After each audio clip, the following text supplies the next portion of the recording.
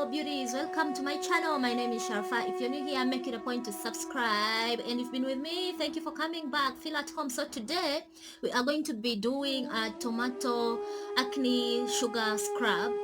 Yeah, you have these two ingredients in your kitchen and you can easily reduce pimples from appearing on your skin, and tomatoes are good at brightening the skin. So let's get into the video as I'll be telling you everything. So the first thing you need is your tomato and you need your sugar. So let me first grate my tomato. I'll come back. Grating my tomato, this is my paste. So the next thing we are going to do is to add in 1 tablespoon of sugar.